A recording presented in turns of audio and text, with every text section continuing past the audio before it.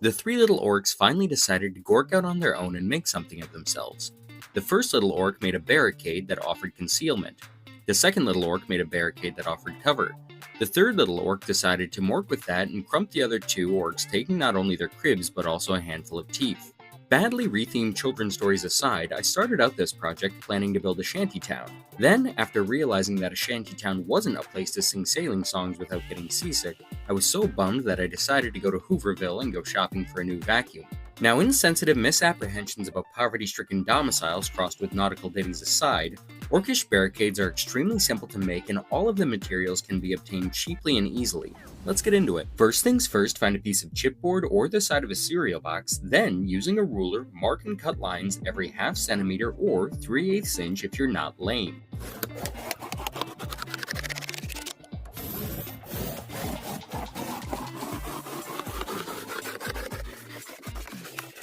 Once those are cut, get out your first or second favorite hot glue gun and glue the strips so that one is standing up vertically in the middle of one lying down and one is sandwiched on top of the other, making an I-beam or girder. This will help hold up and support your ramshackle barricades, but if you'd like help holding up your socks instead, take the girder, change the I to an A, exchange the cereal box for lace, and call me in the morning. Once done, find some corrugated cardboard and start cutting out rough squares somewhere between 1 or 2 inches. Corrugated cardboard can be bought pretty cheaply, but if you don't want to wait for shipping, the insert to a Domino's pan pizza box can also be used, as detailed in my video on shipping containers with the link in the description. Then, cut some similar squares as well as some thin strips out of that chipboard from earlier. Lastly, cut some flotsam and or jetsam out of a square of cross-stitching mesh or granny grating as it's referred to in the common tongue.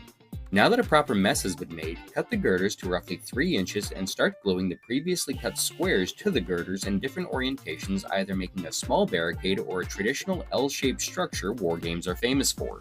Lastly, to conclude construction, trace a base on your box of grape nuts and attach the structure to it before gluing a couple more pieces of debris to the ground near the structure. The nice thing about these lead lean-tos is whether they were built by orc boys, war boys, lost boys, or soldier boys, the more they look like they were built shoddily and in a hurry with stolen parts, the closer they look to reality, like the mansion of a one-eyed war boss or the obviously criminal line of soldier game consoles. Obscure gaming scams aside, the third structure is being built as normal, but like every conversational contribution made by my dog, I'll be adding a roof. The best way to do this is to notch your girder like you're tallying the amount of construction workers with bad balance, and then add a third support girder and check to make sure it can support a miniature with a wide base. Then, in an attempt to save yourself an hour of editing and setting up a short you'll be releasing next week or so, simply speed through the construction of a large building roughly 6 by 6 and mostly enclosed so that you won't have to paint the inside, while realizing that you've only used up about 0.5% of that corrugated cardboard that you stole out of the trash at work. Then, while forgetting to roll up your sleeves, grab your extra bits and offcuts and start gluing them in a pile on another piece of chipboard to create a bit of impassable terrain or dangerous terrain if your preferred game has a roll for tetanus mechanic. Then, pick what feels like the coldest day of the year but in reality is only -8 to bring your new toys outside and lightly base coat with a flat black primer before going inside and making sure to inform your entire household that it is in fact cold out there. After going back inside and thawing your fingers and giving the primer the requisite hour to dry, mix some Eileen's tacky glue with a few drops of water and isopropyl alcohol to thin it out and cut down the surface tension. Next, using cream cheese's older, lamer brother, thinly spread the glue on each base before covering in an equally thin layer of construction sand.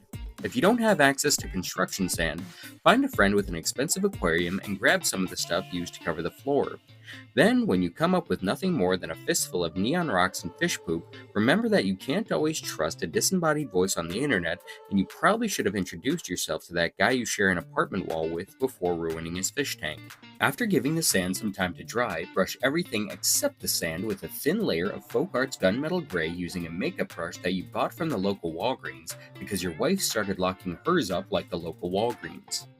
Then coat all the girders in Apple Barrel's Barn Red to emulate the thin layer of rust-colored iron oxide used as an anti-corrosive coating, while pretending that your channel isn't simply nonsense because you googled a question a child would ask about construction materials. Pick out a few panels to paint a different color. I'm using English Ivy Green to make it look like whoever built this ripped some panels off a piece of machinery they found lying around. Afterward, lightly dry brush everything with Folk Art's Antique Copper for a simple rusty look on everything except the rust-resistant girders.